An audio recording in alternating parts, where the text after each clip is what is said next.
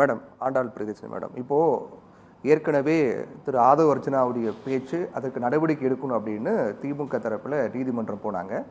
இது அரசியல் மேடை கிடையாது, உங்களுடைய அரசியல் சண்டையெல்லாம் வெளியே வச்சுக்கோங்க அப்படின்னு சொல்லப்பட்டது. அப்போ அரசியல் ரீதியாக ஒன்று சொன்னாங்கன்னா நீங்கள் அரசியல் ரீதியாக விமர்சனம் எதிர் விமர்சனம் கொடுங்க அப்படின்னு சொல்லப்பட்டது. மற்றபடி இது சிபிஐ விசாரணை திசை திருப்போம், இதோட கோணத்தை மாற்றோம் அப்படின்னா திரு ஆதவ் அர்ஜுனா பேசுறது நீதிமன்றம் கண்டிச்சிருக்கணும் இல்லையா? நீதிமன்றம் கண்டித்திருக்கணும். ஆனால் அது இல்லையே நாங்கள் கேட்டது. அவர் அந்த பேச்சை இனிமேல் தொடரக்கூடாது, நீதிமன்ற விசாரணையில் சிபிஐ விசாரணையில் இருக்கிறது, அது முடியும் வரை இந்த மாதிரி கருத்து சொல்லக்கூடாது என்ற ஒரு பிரேயரை தானே நாங்கள் கொடுத்துருந்தோம். ஏன் உச்சநீதிமன்றம் அப்படி ஒரு கருத்து சொல்லலைன்னா, அவங்க ஃபார்ம் பண்ணின ஸ்பெஷல் இன்வெஸ்டிகேஷன் டீம்னு ஒன்று இருக்கு.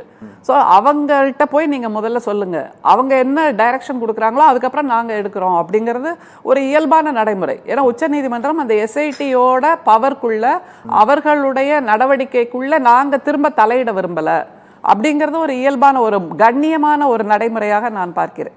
ஏன்னா அவர்களுக்கும் மரியாதை கொடுக்க வேண்டும். இந்த டீமை ஃபார்ம் பண்ணதே உச்சநீதிமன்றம் அப்படிங்கிறப்போ அவர்கள் தங்களுடைய வேலையை செய்யட்டும், தங்களுடைய பணியை செய்யட்டும் என்று இவர்கள் காத்திருக்கிறார்கள். எனவே எஸ்ஐடி சிறப்பாக அந்த பணியை செய்யும் அப்படிங்கிற நம்பிக்கை நமக்கு இருக்கு. அதற்காகத்தான் திமுக அந்த மனுவை கொடுத்ததை தவிர நம்முடைய முதல்வர் கரூருக்கு போகக்கூடாதுன்னு கொடுக்கலைங்கிறத முதல்ல தமிழ்நாட்டு மக்கள் புரிந்து கொள்ளணும். ஏன்னா அவங்க திரும்ப திரும்ப தாவேக்க கட்டமைக்கிற நரேட்டிவ் என்னன்னா, திமுக தோற்றுவிட்டது, அவர்கள் கொடுத்த அந்த வழக்கு தோற்றுவிட்டது அப்படின்னு சொல்றாங்க. இல்லை, நாங்கள் வென்றிருக்கிறோம்ங்கிறத முதல்ல மக்களுக்கு புரிய வைக்கணும். இந்த மாதிரி சிபிஐ நீங்க திரும்ப திரும்ப அந்த கேள்வியை கேட்குறீங்களே, இது வழக்கை திசை திருப்பமா அப்படின்னு. ஒரு சாதாரண நடுநிலையில் அல்லது ஒரு இயல்பான மனிதர்களாக இருக்கக்கூடிய நமக்கே கூட இது புரியுது. அங்க வழக்கு நடந்துட்டு இருக்கும்போது, விசாரணை நடத்திட்டு இருக்கும்போது நீங்க கண்ணாபின்னான்னு கருத்து சொன்னீங்கன்னா அந்த வழக்கு விசாரணையை அது பாதிக்கும். அதை தவிர இன்னொன்று, அந்த வழக்கில் அல்லது அந்த சதியில் அந்த மரணத்தில் ஈடுபட்ட அல்லது என்ன சொல்றதுன்னு புரிய மாட்டேங்குது, அந்த மரணத்தில் துன்பமுற்ற அந்த குடும்பங்களுக்கு நீங்கள் ஒரு நிவாரணத்தை ஏற்கனவே கொடுத்தாச்சு, தமிழ்நாடு அரசும் கொடுத்தாச்சு. இப்போ திரும்ப கூடுதலாக ஒரு வேலையை கொடுக்குறீங்க அப்படின்னா அவர்களுடைய வாயை மூடுகின்ற ஒரு செயலாகத்தானே இது இருக்கும். அவர்களை நீங்கள் சிபிஐ விசாரணைக்கு கூப்பிட்டீங்கன்னா கூட அவங்க எதிர்ப்பாக பதில் சொல்லுவாங்களா? இன்னைக்கு ஒரு காணொளி பார்த்தேன், அந்த நிகழ்வில் பங்கேற்ற ஒரு தாய் பேசுகிறார், என்னுடைய மகனுக்கு இந்த வேலை கிடைச்சிருக்கு, ஏற்கனவே முதல்வர் எங்களை கூப்பிட்டு பேசினார், அப்பவும் தன்மையா பேசினாரு, இப்பவும் தன்மையா இருக்காரு அப்படின்னா அந்த தன்மைங்கிறதா மனசுல பதியுதே தவிர தன்னுடைய மகனை இழந்த சோகம் கூட அந்த அம்மாவுக்கு முகத்துல இல்லை. முதல்வரை பார்த்து விட்டேங்கிற சந்தோஷம்தான் அதிகமா இருக்கு. அது மாதிரி இன்னொரு அம்மா அப்பவே சொன்னாங்க, என்னுடைய குழந்தை செத்து போச்சுன்னா பரவாயில்லைங்க, நான் இன்னொன்று பெற்றுப்பேன், விஜய் முதல்வராக வர வேண்டும், அவரை நான் பக்கத்துல பார்த்துட்டேன், இப்படியான காட்சிகள்லாம் பேசுறாங்கல்ல.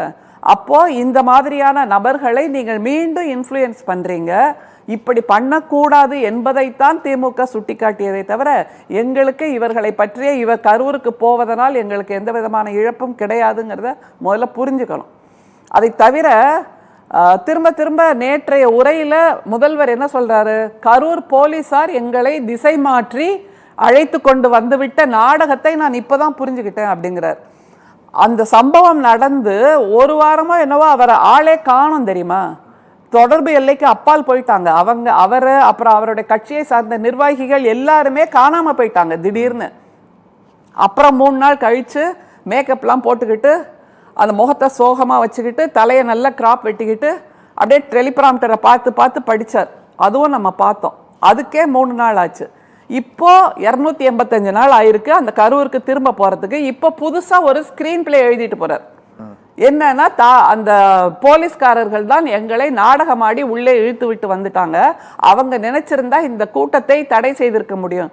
தடை செய்திருந்தா என்னப்பா இருக்கும், திரும்பவும் போலீஸ்காரங்க கைய அந்த தாவேக்காவினர் கடிச்சு துப்பியிருப்பாங்க. இல்ல, தடை செய்திருக்க முடியும், தடை செய்யறாங்க, தடை செய்யல, நடந்தது அதெல்லாம் ஒரு பக்கம் இருந்தாலும் கூட இப்போ விசாரணை கீழ் வந்துச்சு அந்த விவகாரம். அப்போ விசாரணை கீழ் வந்த போது பொது வழியில பேசுறது சரியாது, அது சரியில்லைங்கிறதானே நம்ம சொல்றோம். அந்த ஒரு பொறுப்புணர்ச்சி கூட விஜய்க்கு இல்லை. அவர் முதல்வராக இருந்தும் பொறுப்புணர்ச்சி இல்லை, நடிகராக இருந்தும் பொறுப்புணர்ச்சி இல்லை. ஓடி போயிட்டார், ஓடு ஓடு ஓடு ஓடுன்னு ஒரு நடனத்தை வேற ஆடி காமிக்கிறாரு. புறமுதுகிட்டு ஓடினது யாரு? அந்த கரூர்லேருந்து சென்னைக்கு கிட்டத்தட்ட 384 கிலோமீட்டர் நிமிஷமாக ஓடி வந்தாரா இல்லையா? மத்தியானம் 12 மணிக்கு போயிருக்க வேண்டிய கூட்டத்துக்கு இரவு 7:30க்கு தான் போறீங்க. ஆனால் 8:30 மணிக்கு இந்த சம்பவம் நடக்குது. அடுத்த 1.5 மணி நேரத்துக்குள்ளே நீங்கள் சென்னைக்கே வந்துடுறீங்க. சென்னை ஏர்போர்ட்லேருந்து பனையூருக்குள்ளே ஓடி போய் பதுங்கிக்கிறீங்கல்ல.